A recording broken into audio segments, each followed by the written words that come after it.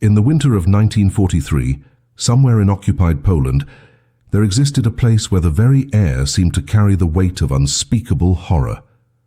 Within the barbed wire fences of a Nazi labor camp, a peculiar ritual unfolded every single night that defied every principle the Third Reich stood for.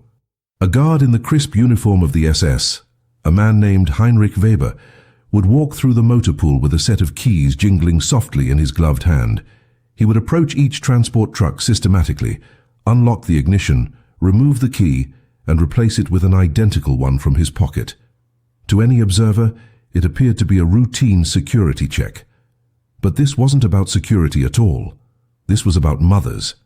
This was about children who would never see another sunrise unless someone broke every rule written in blood and iron. What Heinrich was doing night after night was creating a window of exactly 7 minutes when the camp's entire vehicle fleet would fail to start during morning roll call, giving desperate families just enough time to slip through a carefully orchestrated gap in the patrol schedule. The punishment for what he was doing wasn't imprisonment, it was immediate execution, probably preceded by torture that would make him beg for death. And yet, every single night, he continued. Before the war consumed Europe like a ravenous beast, Heinrich Weber was nothing more than a schoolteacher from a small town near Munich.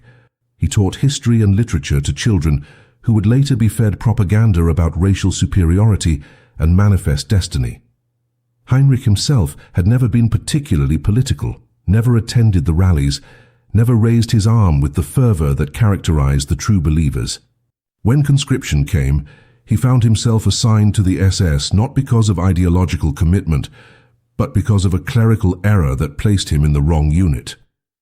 By the time the mistake could have been corrected, he was already wearing the death's head insignia on his collar. The camp where he was stationed in 1942 was technically classified as a labor facility, which meant it existed in a gray zone between the work camps and the extermination centers. Families arrived here by the hundreds every week, packed into cattle cars like livestock, their possessions confiscated, their names replaced with numbers. The conditions were deliberately designed to break the human spirit before breaking the human body. What made this particular camp unique in its cruelty was its proximity to a major railway junction. This meant constant arrivals, constant departures, and a perpetual state of chaos that the commandant, Franz Keller, managed with ruthless efficiency. Keller was a man who believed in order above all else, who saw the camp not as a place of suffering, but as a finely tuned machine requiring precise maintenance. Every guard had their assigned role, every prisoner their designated task, every vehicle its specific purpose. The trucks that Heinrich sabotaged every night were used primarily for two functions. During the day, they transported workers to nearby factories where they manufactured ammunition and military supplies. At dawn, before the workers were loaded, these same trucks would circle the perimeter of the camp in a security patrol that lasted exactly 23 minutes.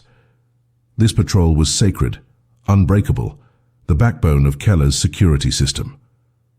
Heinrich's awakening to the true nature of what was happening didn't come from witnessing a single atrocity. It came gradually, like poison seeping into groundwater. He watched as children arrived with their mothers, eyes still bright with the innocence that war hadn't yet stolen. Within weeks, those same children became hollow-eyed shadows, their small bodies wasting away on rations that barely sustained life. He watched mothers trade their last possessions for an extra piece of bread, watched them shield their children from the cold with their own bodies during the brutal Polish winters. One particular moment changed everything for Heinrich. It was a Tuesday morning in November of 1942 when he witnessed a mother named Anna Richter attempt to give her portion of watery soup to her 6-year-old daughter. A guard struck her across the face for the transgression, screaming that even the smallest deviation from protocol would not be tolerated.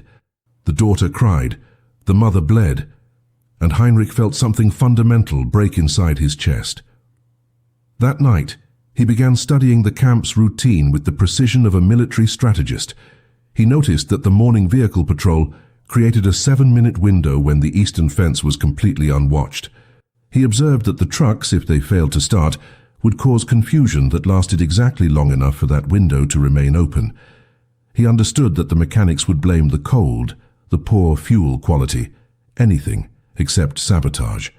And he realized that if he switched the keys every night, returning the correct ones just before dawn, he could create this window repeatedly without arousing suspicion. The plan was insane. The risk was absolute. But the alternative was watching more mothers like Anna waste away while he did nothing. Heinrich was not a hero by nature, not a man predisposed to grand gestures or suicidal bravery. He was simply a schoolteacher who remembered teaching his students about moral courage, and who could not bear the weight of his own hypocrisy. The first night he executed his plan, his hands shook so violently that he could barely insert the keys into the ignitions. He expected sirens, searchlights, the crack of gunfire. Instead, there was only silence and the soft crunch of snow beneath his boots. The next morning, when the trucks failed to start, there was confusion, shouting, mechanics scrambling with cold hands to diagnose the problem. And in that chaos, hidden behind a storage shed, Anna Richter and her daughter slipped through a gap in the fence that Heinrich had quietly identified weeks before. They disappeared into the forest beyond, carrying nothing but the clothes on their backs and a hope so fragile it might shatter at the slightest touch. Heinrich returned to his post, his face betraying nothing, his heart hammering against his ribs like a prisoner demanding freedom. That was the first of many nights. That was the beginning of a secret war fought not with weapons, but with keys. The system Heinrich created was deceptively simple, which was precisely why it worked for as long as it did. Every evening after the final roll call, when the camp settled into its uneasy nocturnal rhythm, he would volunteer for the late perimeter check. This wasn't unusual behavior for an SS guard seeking to demonstrate dedication, and Commandant Keller had even commended him once for his apparent zealousness. What Keller didn't know was that this patrol gave Heinrich unrestricted access to the motor pool for approximately 15 minutes without supervision. During those 15 minutes, he would systematically move through the fleet of 12 trucks, switching each key with an identical duplicate he had painstakingly filed and shaped in secret over the course of 3 months. The duplicates were perfect in every way except one crucial detail. They were filed down by exactly 2 millimeters on the interior grooves, just enough to turn the ignition cylinder, but not enough to actually engage the starter mechanism. The beauty of the sabotage lay in its technical subtlety. When mechanics attempted to diagnose the problem each morning, they would find that the keys turned, the electrical systems appeared functional, and there was no obvious mechanical failure. They blamed everything from the sub-zero temperatures, causing fuel line freezes, to faulty batteries drained by the cold. Heinrich had counted on their assumption that multiple simultaneous failures must have a common environmental cause rather than intentional sabotage. After all, who would suspect an SS guard of systematically undermining camp security?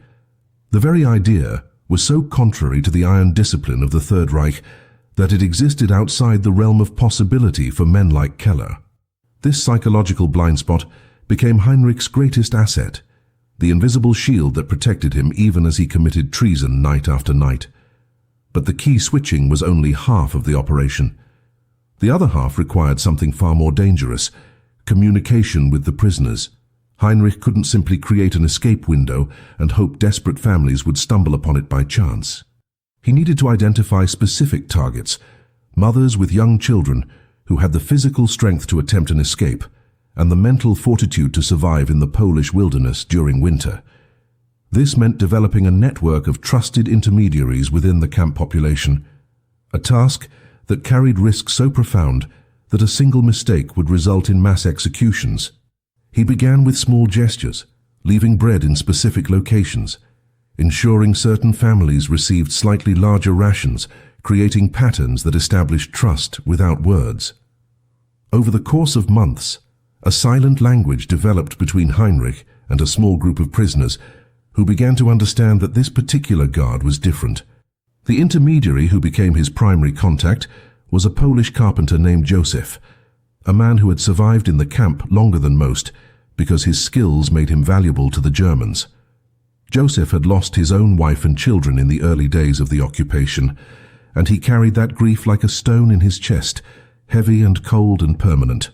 When he finally understood what Heinrich was offering, he wept silently in the corner of the carpentry workshop, his shoulders shaking with emotions he had thought the camp had beaten out of him years ago. Joseph became the selector, the man who would identify which families had the best chance of survival, which mothers had children young enough to be carried, but old enough to stay silent during the crucial hours of escape. He would pass information through a network of whispers and hand signals, letting chosen families know that on specific nights, at a specific time, they should position themselves near the eastern fence. The first successful escape had been Anna Richter and her daughter in November of 1942. By the spring of 1943, Heinrich and Joseph had managed to coordinate 17 more escapes, each one a small miracle wrapped in terror and hope. Not all of them succeeded. 3 families were caught in the forest by Wehrmacht patrols and executed on sight. 2 froze to death in the March snow before reaching the partisan contacts Joseph had arranged.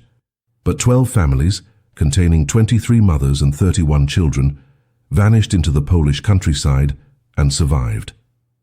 They found refuge in barns, in the homes of sympathetic farmers, in the hidden networks of resistance fighters who moved through the forests like ghosts.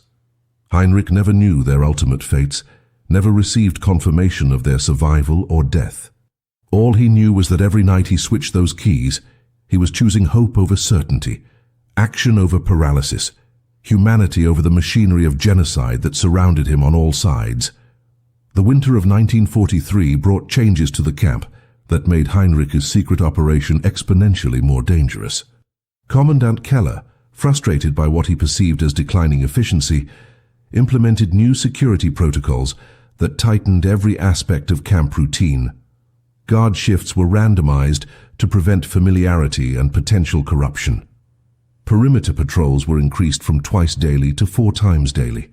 Most critically for Heinrich's operation, Keller assigned a new deputy commandant named Otto Reinhardt, a man whose reputation for rooting out disloyalty preceded him like the smell of death.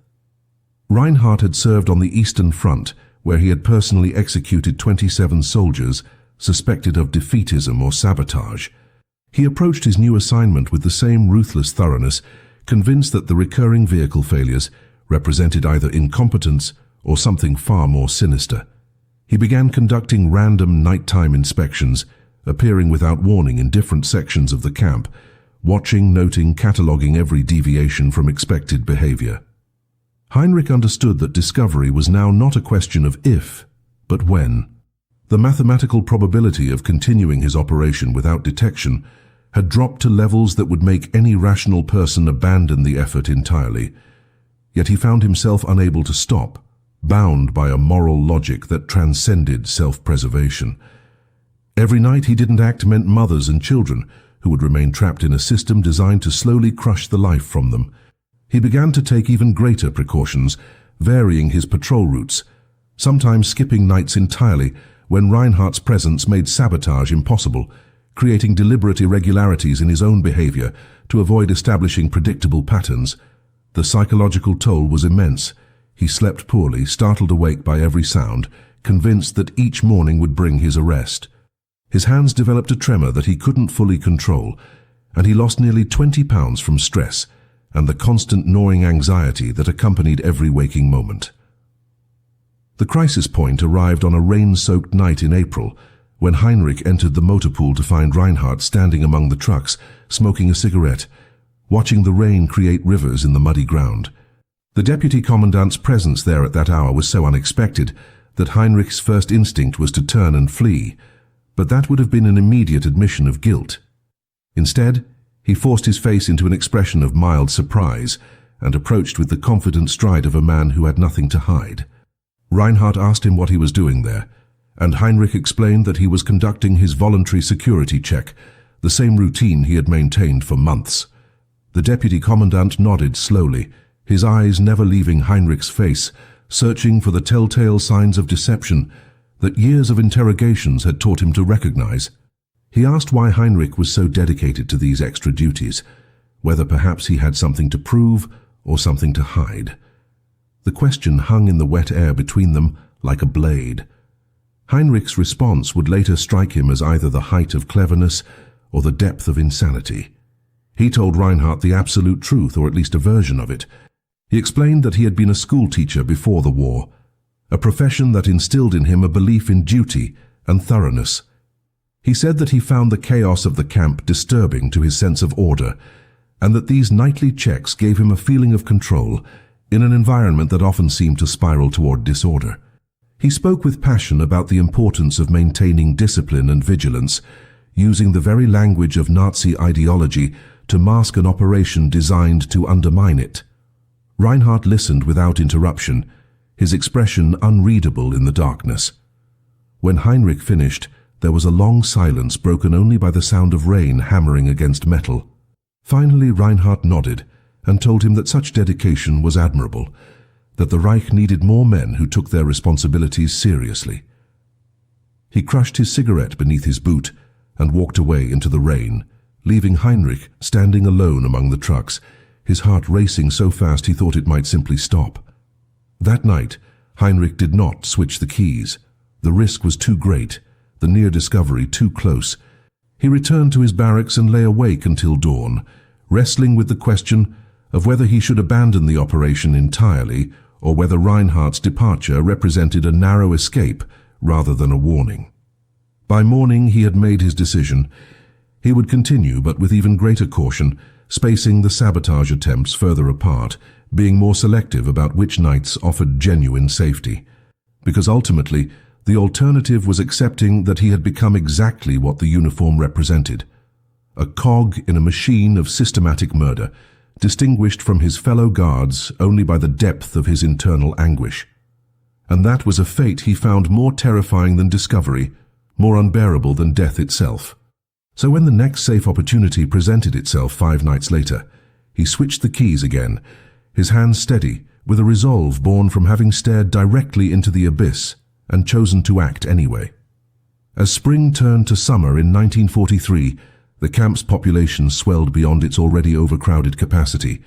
Trains arrived with increasing frequency, disgorging hundreds of people who stumbled onto the selection platform with expressions that ranged from confusion to absolute terror. The infrastructure couldn't handle the influx, and conditions that were already brutal became medieval in their deprivation. Disease spread through the barracks like wildfire, typhus and dysentery claiming lives with ruthless efficiency. The smell of death became so pervasive that even the guards complained about it, though their complaints were met with indifference from Keller, who saw the deaths as a natural consequence of proper resource allocation. For Heinrich, the deteriorating conditions created both opportunity and urgency. The chaos meant less scrutiny of individual guard activities, but it also meant that every day of delay represented mothers and children who might not survive long enough to attempt escape. Josef, the carpenter who served as Heinrich's primary contact among the prisoners, developed a system for identifying the most urgent cases. He would observe new arrivals during the selection process, noting which families had young children and which mothers showed signs of physical resilience despite the journey. He paid particular attention to those who had skills that might help them survive in the outside world. Women who had been farmers and understood how to live off the land, those who spoke multiple languages and could navigate the complex ethnic landscape of occupied Poland, mothers who had medical training that could be bartered for shelter and protection. The selection was always agonizing because for every family chosen, dozens of others remained behind, their chances of survival diminishing with each passing week. Josef struggled with the moral weight of playing God, of deciding who deserved the chance at freedom and who would be left to face an almost certain death. He confided to Heinrich once through a series of coded messages that he dreamed every night of the children he hadn't chosen, their faces accusing him in the darkness. The actual mechanics of each escape required coordination so precise that a single minute's deviation could mean disaster. Heinrich would identify a night when security conditions were optimal, when Reinhardt was occupied elsewhere, when weather conditions would mask movement, when the guard rotations created the necessary gap in surveillance. He would mark a specific fence post with a barely visible chalk mark that Josef would check during his daily work detail. Josef would then communicate the timing to the selected family through the network of prisoners, using a system of gestures and carefully placed objects that had evolved into a sophisticated silent language. On the designated night, at exactly 4:30 in the morning, Heinrich would complete his key-switching operation. At 4:45, the selected family would position themselves behind the storage shed near the eastern fence. At 4:52, when the dawn patrol discovered the vehicle failures and confusion erupted, the family would have exactly 7 minutes to cut through a pre-weakened section of fence and disappear into the tree line 200 meters away. The escape that occurred on the night of June 18th became the operation's most dramatic success and nearly its final catastrophe. The family selected that night consisted of a mother named Rebecca, her 2 daughters aged 7 and 9, and her mother-in-law, who was nearly 70 years old. Joseph had initially rejected them as candidates because the grandmother seemed too frail to survive the physical demands of escape and evasion. But Rebecca had been a nurse before the war, and her medical skills made her valuable enough to partisan groups that they had specifically requested her extraction through the underground network. Heinrich approved the attempt despite his own reservations, understanding that opportunities for such high-value rescues were rare. The night itself was perfect from a tactical standpoint. Heavy cloud cover, no moon, a warm drizzle that would mask sound and discourage guards from maintaining vigilant observation. Heinrich switched the keys at exactly 4:30, confirmed the chalk marks removal indicating the family was aware and ready, and returned to his post to wait for the chaos he knew would follow. At 4:52, the morning patrol began their vehicle checks and discovered the failures. The shouting and confusion erupted exactly as Heinrich had anticipated, and he allowed himself a moment of relief as he imagined Rebecca and her family slipping through the fence. But then, at 4:57, disaster struck. One of the younger guards, a recent arrival eager to prove his dedication, had decided to conduct an unauthorized foot patrol of the eastern perimeter. He stumbled upon the family just as they were pushing through the fence, the grandmother struggling with the wire, while Rebecca tried to simultaneously help her and keep her daughters quiet. The guard raised his rifle and shouted for them to stop, his voice cutting through the dawn air like a blade. In that frozen moment, Heinrich understood that everything was about to unravel. The escape would be connected to the vehicle failures, investigations would follow, and the careful architecture of deception he had built over months would collapse. He had perhaps seconds to make a choice that would determine whether his operation died with this single failure or whether it could somehow continue. What happened next would haunt him for the rest of his life. Heinrich didn't think. Thinking would have paralyzed him, would have forced him to calculate odds and consequences that his rational mind couldn't accept. Instead, he acted on pure instinct, running toward the eastern fence while shouting that he had spotted the escapees and was moving to intercept. He reached the young guard just as the man's finger was tightening on the trigger, and in a move that he would replay in his mind thousands of times, Heinrich struck the guard's rifle upward, just as it discharged. The shot went wild, the bullet disappearing harmlessly into the sky, and in the confusion of that moment, Heinrich spun toward Rebecca's family and screamed at them in Polish to run. Now, immediately, don't look back. The grandmother stumbled. One of the daughters hesitated, but Rebecca understood the gift being offered and grabbed both children, practically dragging her family through the gap in the fence and into the forest beyond. The entire sequence lasted perhaps 10 seconds, but in those 10 seconds, Heinrich crossed a line from passive resistance to active participation, from enabling escape to directly facilitating it in front of a witness. The young guard stared at Heinrich with an expression of complete confusion, trying to process what had just happened.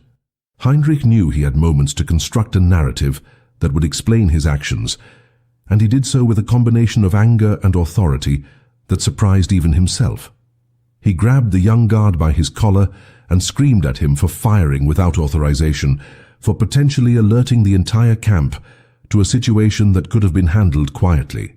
He demanded to know why the guard was conducting unauthorized patrols instead of following his assigned route, whether he thought himself smarter than the commandant who had designed the security protocols. The verbal assault was so fierce and so unexpected that the young guard actually stammered an apology, his earlier certainty evaporating under the onslaught. Heinrich then ordered him to report to the motor pool where the vehicle failures were still causing chaos, and to tell no one about what had occurred at the fence, because Heinrich would personally handle the incident and report it through proper channels. The guard, thoroughly cowed and eager to escape the confrontation, actually saluted before hurrying away into the pre-dawn darkness. Heinrich stood alone at the fence, his hands shaking violently, his breath coming in ragged gasps. He had just committed an act so blatant, so undeniable, that if anyone examined the sequence of events with even minimal scrutiny, his guilt would be obvious. He had physically prevented the shooting of escapees, had given them time to flee, had then intimidated a witness into silence. This wasn't the subtle sabotage of switched keys. This was open treason, committed in full view of another SS guard. The intelligent course of action would be to disappear, to attempt his own escape, before the young guard's inevitable report triggered an investigation. But Heinrich understood that running would confirm guilt and would likely result in mass reprisals against the prisoners, particularly Josef and the others who had been part of his network. So instead, he made a different calculation. He would gamble everything on the young guard's inexperience, on his fear of having violated protocol by conducting unauthorized patrols, on his desire to avoid admitting he had been outmaneuvered by a superior. Heinrich returned to his barracks and wrote a brief incident report, claiming he had discovered evidence of attempted fence tampering during his routine security check, that he had reinforced the weak point, and that he had encountered a guard conducting unauthorized patrol and had ordered him back to his assigned position.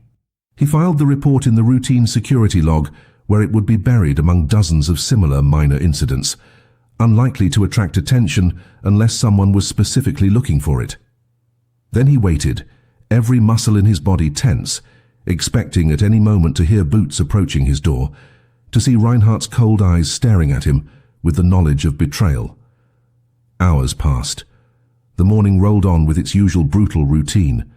Prisoners were marched to work details, guards changed shifts, the camp functioned with its normal mechanical precision. No one came for Heinrich.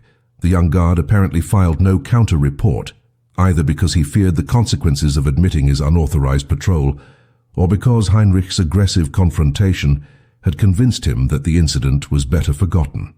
By evening, Heinrich allowed himself to believe he might have survived. Rebecca and her family had gained a full day's head start, and if they had moved quickly and intelligently, they might already be beyond the reach of pursuit. Joseph confirmed through the network that the family had made contact with partisan guides who would lead them to a safe house network extending deep into the countryside. The escape was a success, but its cost had been Heinrich's last remaining margin of safety. He understood with absolute clarity that he could never again act so directly, that the next crisis would have to play out without his intervention regardless of the consequences. The psychological burden of this realization was crushing. He had built his operation on the belief that he could make a difference while maintaining enough cover to continue operating, but the events of June 18th had proven that belief to be a comfortable delusion. Every successful escape brought him closer to the moment when luck would run out, when the mathematical certainty of discovery would overcome the temporary advantages of chaos and assumption. He was living on borrowed time, and every night he switched those keys was another step closer to an end he could see approaching with terrible clarity. The summer of 1943 brought a heat that turned the camp into a vision of hell on earth. The barracks, already overcrowded beyond any reasonable capacity, became suffocating ovens where prisoners struggled to breathe air thick with the stench of unwashed bodies and untreated illness. Water rations were cut as the nearby wells began to run dry, and guards patrolled with wetted cloths over their faces to filter out the worst of the smell that hung over the compound like a physical presence. For Heinrich, the heat created new problems for his operation. The switched keys, when exposed to extreme temperature fluctuations between night and day, began to warp slightly, creating inconsistencies that made the morning failures less predictable. Some trucks started despite the sabotaged keys, others failed in ways that seemed suspicious rather than environmental. The mechanics were beginning to notice patterns, beginning to ask questions that came dangerously close to the truth. Heinrich knew he needed to either refine his technique or accept that his window of operation was closing faster than he had anticipated. But even as the technical challenges mounted, the moral imperative to continue became more urgent than ever. The increased deportations meant that children were arriving at the camp in unprecedented numbers, their small faces pressed against the slats of cattle cars, their voices calling out for water that no one would provide. Heinrich watched these arrivals with a growing sense of desperation, understanding that the selection process was now sending mothers with infants directly to their deaths because the camp infrastructure couldn't support them even as slave labor. Joseph identified a young mother named Elsa, who had arrived with twin boys, barely 2 years old, still healthy enough to survive if they could escape quickly. The problem was that moving with 2 toddlers would be nearly impossible during the tight 7-minute window, and any delay would mean certain recapture.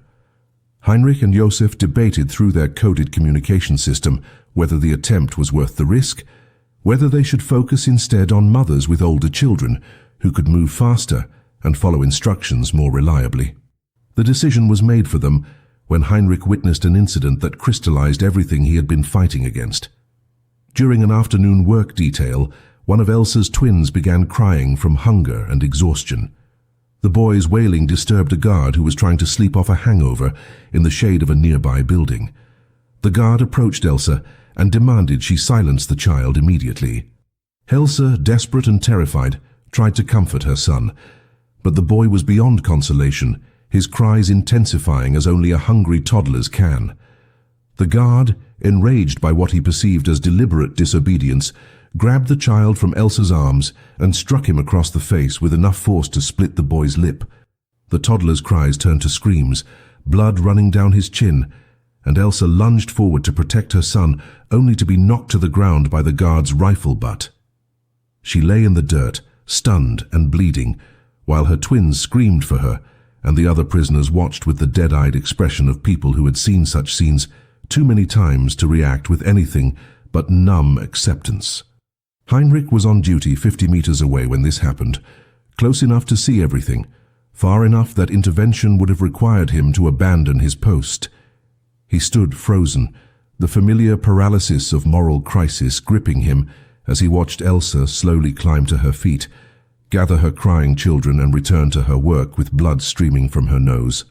Every fiber of his being screamed at him to act, to intervene, to use his authority to punish the guard, or at least stop the abuse. But he knew that any such action would draw attention to himself, would mark him as different from his fellow guards, would potentially compromise the larger operation that had saved dozens of lives. So he did nothing. He watched, he remembered, and he added the incident to the growing weight of guilt that pressed down on his shoulders like a physical burden. That night, when he met Joseph in their usual coded exchange, he indicated that Elsa and her twins would be the next family to escape, regardless of the technical difficulties, regardless of the reduced probability of success. Some decisions, he had learned, weren't made by rational calculation, but by the simple human need to feel less like a monster. The preparation for Elsa's escape required innovations to the standard procedure. Heinrich identified a night when heavy rain was forecasted, which would provide cover and also give a plausible excuse for why very young children might not cry out during the critical moments. Joseph arranged for Elsa to receive slightly larger food rations in the days leading up to the attempt, building up her strength for what would be a physically demanding ordeal. He also worked with the underground network to position partisan guides closer to the camp than usual, reducing the distance Elsa would need to travel while carrying 2 toddlers through hostile territory. The plan was more complex than previous escapes, with more variables and more points of potential failure. Heinrich reviewed it obsessively, trying to anticipate every possible complication, knowing that the margin for error was essentially 0. If Elsa and her twins were caught, it wouldn't just mean their deaths. The increased scrutiny would likely uncover the pattern of escapes, would lead investigators back to the vehicle sabotage, would unravel everything. He was risking the entire operation, risking his own life, risking the possibility of future rescues, all for one mother and 2 crying toddlers. And yet he couldn't bring himself to abandon them to the fate he had witnessed that afternoon. The night chosen for Elsa's escape arrived with the promised rain, but it came with an intensity that exceeded even Heinrich's hopes. The storm rolled in from the east like an advancing army, bringing with it sheets of water that reduced visibility to mere meters and turned the camp's dirt pathways into rivers of mud. Lightning illuminated the compound in stark flashes that made the watchtowers look like medieval fortifications, and thunder crashed with such violence that it seemed capable of shaking the earth itself. Under normal circumstances, such weather would have been ideal for an escape attempt, providing natural cover that no amount of human planning could replicate.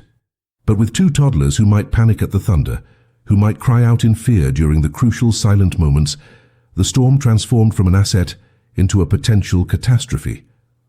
Heinrich stood at his post, rain streaming down his face, watching the clock and understanding that he was about to discover whether his faith in human resilience was justified, or whether he had sentenced Elsa and her children to a death that would haunt him forever. At 4:15 in the morning, 15 minutes earlier than the usual schedule, Heinrich began his move toward the motor pool. The early timing was a calculated risk, designed to take advantage of a brief gap in Reinhardt's own patrol routine that Josef had identified through weeks of careful observation. The rain was so heavy that Heinrich could barely see the trucks as he approached them, his hands numb with cold as he fumbled with the keys. The switching process, which had become almost automatic through months of repetition, now became a struggle against the elements. The metal was slippery, his fingers clumsy, and twice he dropped keys into the mud and had to search for them by feel in the darkness. By the time he completed the sabotage, he was running nearly 3 minutes behind schedule, a delay that would compress the escape window to a margin so thin that success seemed almost impossible. He sprinted back toward his post, his boots sliding in the mud, and nearly collided with another guard who was seeking shelter from the storm. The guard cursed at him, asked him what kind of idiot conducted security checks in weather like this, and Heinrich forced a laugh while his heart hammered against his ribs. At the eastern fence, Elsa crouched behind the storage shed with her twins pressed against her chest, both boys mercifully asleep despite the chaos of the storm. She had drugged them with a mild sedative that Josef had obtained through the camp's medical supplies. A dangerous gamble because too much would render them unconscious and impossible to carry, while too little would leave them alert enough to cry at exactly the wrong moment. The dosage appeared to be perfect, both children breathing steadily, but remaining limp and unresponsive as Elsa held them. She wore every piece of clothing she owned, layered against the cold and the rain, making her appear almost twice her normal size. Around her waist, hidden beneath the outer layers, she had tied cloth slings that would allow her to carry both children while keeping her hands free for the physical demands of cutting through the fence and running through the forest. Josef had drilled the route into her memory over the previous days, using a crude map scratched in the dirt of the workshop floor. 200 meters to the tree line, then northwest for 1 kilometer, until she reached a lightning-struck oak that would be her first waypoint. The 4:52 mark arrived with agonizing slowness, each minute stretching into what felt like hours as Elsa waited in the rain and darkness. She could hear voices from the motor pool, confused shouting as guards discovered the vehicle failures, and she knew that her window was opening. But Josef had told her to count to 100 after hearing the commotion before moving, to ensure that the chaos had fully developed and attention was focused away from the perimeter. She counted in her head, her lips moving silently while her twins slept against her chest, and lightning turned the world into a nightmare landscape of shadows and blinding white light. At 100, she moved. The fence section that had been pre-weakened came apart more easily than she had dared hope, the wire cutters Josef had smuggled to her, doing their work with only minimal resistance. She pushed through the gap, feeling the barbed wire tear at her clothing and skin, and then she was beyond the perimeter, running through open ground with her children bouncing against her chest and rain washing away any tracks she might leave. The first 50 meters were the most dangerous, the ground completely exposed to potential observation from the watchtowers. But the storm was her ally, the rain so dense that even the searchlights were nearly useless when they swept across the field. Elsa ran with a mother's desperate strength, ignoring the pain in her legs and lungs, focused entirely on reaching the tree line that represented safety and shadow. 100 meters, 150. Behind her she heard shouting, but whether it was related to her escape or simply the ongoing confusion at the motor pool, she couldn't know and didn't dare look back to find out. At 170 meters, one of her twins began to stir, making small sounds of discomfort as the sedative started to wear off, and the jostling of the run penetrated his drugged sleep. She pressed her hand over his mouth, not to silence him but to comfort him, whispering prayers in Polish that the storm swallowed before they could reach even her own ears. And then, at 195 meters, 5 meters short of the tree line and safety, a searchlight beam swept across the field and caught her squarely in its brilliant white glare. Time fragmented into a series of frozen tableaus as Elsa stood pinned in the searchlight, like an insect under glass. She could see the tree line just meters ahead, could almost feel the safety of the shadows that would swallow her and her children if she could just move forward. But her body had locked into paralysis, some primitive survival instinct telling her that movement would trigger the hunter's response she knew was coming.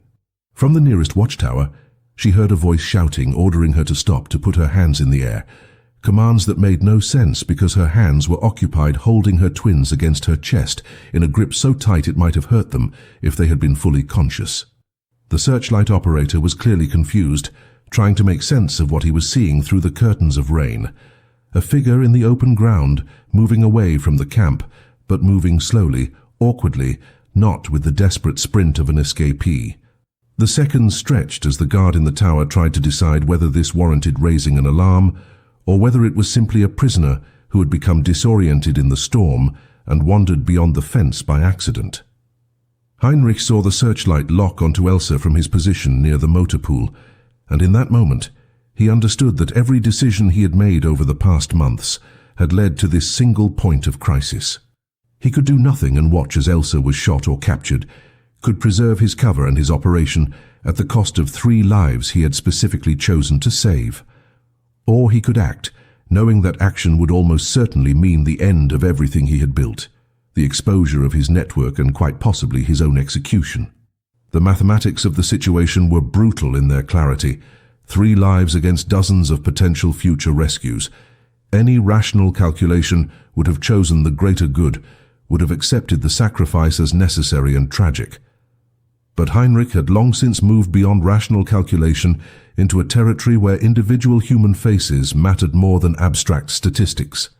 He saw Elsa frozen in the light, saw her children stirring against her chest, and he made his choice without conscious thought, acting on an impulse that came from somewhere deeper than logic or self-preservation. He sprinted toward the tower, shouting as he ran that there was a breach at the western fence, that he had seen movement and needed the searchlight redirected immediately to cover the potential escape route. His voice carried the authority of panic and urgency, and the guard in the tower, young and uncertain, made the fatal mistake of trusting a superior's judgment over his own eyes. The searchlight swung away from Elsa, sweeping across to the western perimeter, where there was nothing but rain and darkness. In the 3 seconds of confusion this created, Elsa's paralysis broke, and she lunged forward into the tree line, crashing through undergrowth with her twins clutched against her chest. Heinrich continued shouting about the western breach, drawing other guards toward that section of the perimeter, creating a diversion that was so blatant and so desperate that it could only work for moments before someone realized they had been deliberately misdirected. He had perhaps 60 seconds before questions would be asked, before the guard in the tower would report what he had actually seen, before the investigation would begin that would inevitably lead back to him. Those 60 seconds were enough for Elsa to put 100 meters of forest between herself and the camp perimeter. She ran without thought or plan, branches tearing at her face and clothing, roots catching at her feet, moving on pure adrenaline and maternal desperation. One of her twins woke fully and began to cry, the sound cutting through the rain, but she didn't stop or even slow down. She ran until her lungs burned and her legs threatened to collapse, ran until the lights of the camp were no longer visible through the trees, ran until she stumbled into a small ravine and fell, rolling down the muddy slope with her children somehow still clutched against her chest. She lay at the bottom in the darkness and rain, gasping for air, listening for sounds of pursuit, waiting for the shots or the shouts that would mean capture. But there was only the sound of rain and her own ragged breathing, and the crying of her son who had been torn from sleep into this nightmare of flight and fear. She had made it beyond the immediate perimeter, but she was lost in a forest in the middle of a storm with 2 small children and no clear sense of direction or destination. Back at the camp, the situation was unraveling exactly as Heinrich had known it would. The guard from the tower had come down to report what he had actually seen before the searchlight was redirected. A figure with children, moving away from the camp, clearly escaping rather than wandering. Reinhardt arrived at the motor pool with his characteristic speed, his eyes already scanning the scene with the predatory intelligence that had made him so dangerous. He looked at the trucks that wouldn't start, looked at Heinrich standing near the western fence claiming to have seen a breach that clearly didn't exist, and Heinrich could see the moment when the connections formed in Reinhardt's mind. The deputy commandant's face transformed from confusion to understanding to a cold fury that promised consequences beyond anything Heinrich had allowed himself to imagine. Reinhardt walked toward him slowly, deliberately, savoring the moment of revelation. When he spoke, his voice was quiet, almost gentle, which somehow made it more terrifying than any shout could have been. He asked Heinrich a simple question that contained within it the weight of judgment and certain death. Exactly how long had he been helping prisoners escape, and precisely how many lives had he valued more than his oath to the Reich and the Führer who embodied it? Heinrich could have lied. Some part of his mind was already constructing elaborate explanations, plausible denials, alternative narratives that might have created enough doubt to delay the inevitable. But standing there in the rain with Reinhardt's eyes boring into him like drills, he found that he had no energy left for deception. The months of living with constant fear, of carrying the weight of secrets that could mean death, of watching horrors while pretending to be complicit in them, had exhausted something fundamental in his spirit. So instead of lying, he simply stood silent, his lack of response serving as a confession more damning than any words could have been. Reinhardt nodded slowly, as if Heinrich's silence had confirmed something he had suspected for weeks. He gestured to 2 nearby guards who moved to flank Heinrich, their rifles raised, their faces showing the disgust that came from discovering a traitor in their midst. Reinhardt ordered them to secure the prisoner, the word itself marking Heinrich's transformation from colleague to enemy, from guard to condemned man. As they roughly pulled his arms behind his back and bound his wrists with wire, Heinrich felt an unexpected sense of relief wash over him, the strange peace that comes from knowing that the waiting is finally over. The interrogation that followed took place in Keller's office, a room that Heinrich had entered countless times for routine briefings, but which now felt like the antechamber to hell itself. Keller sat behind his desk with an expression of genuine bewilderment, as if he were trying to solve a mathematical equation that made no logical sense.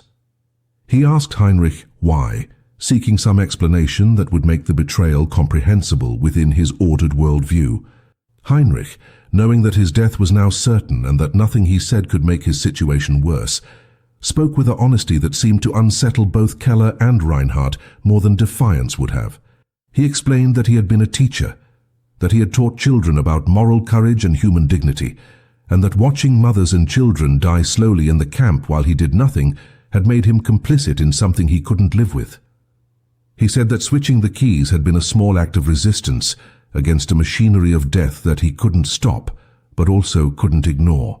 His words hung in the air like an accusation, forcing Keller to confront the reality that one of his own guards had viewed the camp not as a necessary component of the Reich's security, but as a moral atrocity requiring opposition. Reinhardt demanded to know how many had escaped, who else was involved, what the full extent of the conspiracy entailed. Heinrich refused to answer, understanding that protecting Josef and the others in his network was the only meaningful thing he could still accomplish. The torture that followed was methodical and professional, designed to extract information rather than to punish, though the distinction meant little to Heinrich as pain became his entire universe. They broke fingers, applied electricity, used techniques that turned his body into a map of agony. Through it all, Heinrich held to a single thought. Every moment he remained silent was another moment that Elsa and her twins had to put distance between themselves and the camp, another moment that Joseph had to destroy evidence and sever connections. He lasted 6 hours before unconsciousness claimed him, 6 hours during which he revealed nothing beyond what Reinhardt had already deduced. When they finally dragged him back to a cell, his body was ruined but his silence was intact. The execution was scheduled for dawn 3 days later, enough time for word to spread through the camp and serve as an example to both guards and prisoners of the consequences of betrayal. Heinrich spent those final days in a state that alternated between delirium from his injuries and moments of unexpected clarity. In his lucid periods, he thought about the faces of the mothers he had helped save, tried to calculate how many children might now be living free because of those switched keys. The numbers were imprecise because he didn't know how many of the escapes had ultimately succeeded, how many families had been recaptured or had died in the forests. But even if only half had survived, he had saved perhaps 30 children from the slow death the camp promised. Against that accounting, his own life seemed a reasonable price, perhaps even a bargain. He thought about Anna Richter and her daughter, the first escape, and wondered if they were alive somewhere breathing free air. He thought about Rebecca and her family, about the grandmother who had nearly doomed them all with her frailty, but who had somehow made it through the fence. And he thought about Elsa and her twins, hoping that the storm had covered her tracks sufficiently, that his final desperate diversion had bought her enough time. On the morning of his execution, they led Heinrich into the camp's central yard, where both guards and prisoners had been assembled to witness justice being carried out.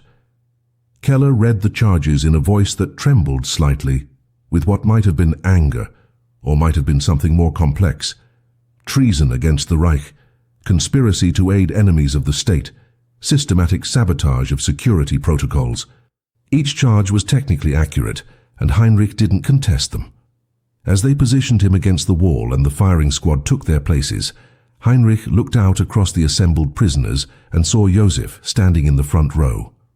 The carpenter's face was carefully neutral, showing no recognition, no connection, protecting himself and the network even in this moment. But his right hand was pressed against his chest, over his heart, in a gesture that could have been casual, but which Heinrich understood as a final salute. In the seconds before the rifles fired, Heinrich thought about his students from before the war, the children he had taught about courage and principle. He hoped that if they ever learned what he had done, they would understand that he had finally lived up to the lessons he had tried to teach them. The rifles cracked, the world went white, and Heinrich Weber's war ended, not with the glory the Reich promised its heroes, but with a teacher's quiet satisfaction of having left the world slightly better than he had found it. The official record states that Heinrich Weber was executed for treason on a morning in July 1943, that his body was disposed of without ceremony, and that his actions resulted in the escape of an undetermined number of prisoners who were never recaptured. What the official record doesn't contain are the testimonies that emerged decades later, after the war had ended, and survivors began to speak about the networks of resistance that had operated within the camps. Anna Richter survived the war and eventually emigrated to Israel, where in 1968 she gave testimony to historians documenting the Holocaust. She spoke of a guard who had created escape opportunities through vehicle sabotage, though she never knew his name, and could only describe him as a quiet man who seemed perpetually afraid. Rebecca, the nurse whose dramatic escape nearly exposed the entire operation, survived in the forests with partisan groups and later testified at war crimes trials about the underground networks that had saved her family. She mentioned a German guard who had physically prevented her capture, an act so unusual that investigators initially dismissed it as embellishment or confusion. And Elsa, who carried her twins through that terrible storm, made it to safety with the help of partisan guides who found her in the forest 2 days after her escape. Her sons grew up free, never knowing how close they had come to death, never fully understanding that their survival had been purchased with the life of a man whose name their mother spoke only rarely and always with tears. Joseph the carpenter survived the camp's eventual liberation in 1945, though he lived only 3 more years before cancer claimed him. Before his death, he gave a detailed account of the escape network to a journalist who was documenting resistance activities within the concentration camp system. Joseph estimated that over the course of 10 months, approximately 42 people had escaped through the windows, created by Heinrich's sabotage, though he acknowledged that this number was approximate and that he had no way of knowing how many had ultimately survived in the forests and countryside beyond the camp. He described Heinrich not as a hero in the traditional sense, but as a man who had been slowly destroyed by the conflict between his duty and his conscience, who had chosen to act not because he was brave, but because inaction had become more unbearable than the certainty of death. Joseph's testimony was largely ignored when it was first published, lost among the thousands of Holocaust narratives that emerged in the post-war years, but it was rediscovered by researchers in the 1980s and has since become a small but significant part of the historical record of resistance within the Nazi camp system. The question that haunts this story, the question that separates Heinrich's actions from comfortable narratives of heroism, is whether his choices were justified by their outcomes. He saved lives, yes, but at what cost? His execution led to increased security measures that made future escapes nearly impossible. The investigation into his activities resulted in several prisoners being tortured for information, and while Joseph's network survived largely intact, other suspected collaborators were executed based on nothing more than circumstantial evidence and forced confessions. Heinrich's final desperate act to save Elsa and her twins exposed the entire operation and ended the possibility of future rescues. A purely utilitarian analysis might conclude that his emotional decision to prioritize 3 lives over the continuation of his network was a moral failure, a surrender to sentiment that reduced his overall impact. But this analysis ignores something fundamental about human psychology and moral action. Heinrich didn't act based on mathematical calculations of lives saved versus lives lost. He acted because in that specific moment, with those specific people, inaction would have broken something essential in his understanding of himself as a human being with moral agency. What makes Heinrich Weber's story particularly valuable in our current moment is that it forces us to confront uncomfortable questions about complicity and resistance that have no easy answers. He was not a resistance fighter who joined the war effort knowing the risks. He was an ordinary person who found himself part of a machinery of death through circumstances partly beyond his control, who then had to decide whether to accept his role or to resist at enormous personal cost. Most people in his position chose acceptance, chose to tell themselves that individual action was meaningless, that survival required moral compromise, that the system was too large and too terrible to oppose. Heinrich chose differently, but his choice didn't come with the clear moral certainty that we might wish for. He lived in constant terror, compromised his effectiveness through emotional decisions, and ultimately died having saved perhaps dozens of people from a system that killed millions. Was his resistance meaningful, or was it simply a gesture that made him feel better about his own complicity, while changing almost nothing about the larger horror? The answer depends on whether we measure moral action by its outcomes or by the intention and courage it represents. And that question, uncomfortable as it is, doesn't have a single correct answer. The final truth about Heinrich Weber is that he was not extraordinary except in the single most important way. When confronted with evil that he could not stop, he chose to oppose it in whatever small way was available to him, knowing that his opposition would almost certainly cost him his life. He switched keys on trucks, an act so mundane and technical that it seems absurd as the foundation for heroism.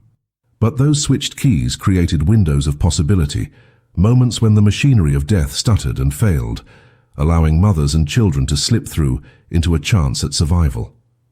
Some of those children are alive today, grandparents now, carrying within them the genetic and cultural legacy that would have been erased if Heinrich had simply followed orders and accepted his role. When you consider this story, don't make the mistake of thinking it's about a hero who was fundamentally different from you. Heinrich Weber was terrified, uncertain, and deeply flawed in his execution of resistance. He made decisions that reduced his effectiveness and ultimately cost him everything. But he also made the choice that most people, when honestly examining themselves, fear they wouldn't make. The choice to act despite the cost, to preserve his humanity even when survival demanded he surrender it. And in the end, isn't that the question this story forces each of us to confront? What would we do if we found ourselves in a situation where our comfort, our safety, our very lives depended on accepting participation in something fundamentally evil? Would we find the courage to switch the keys,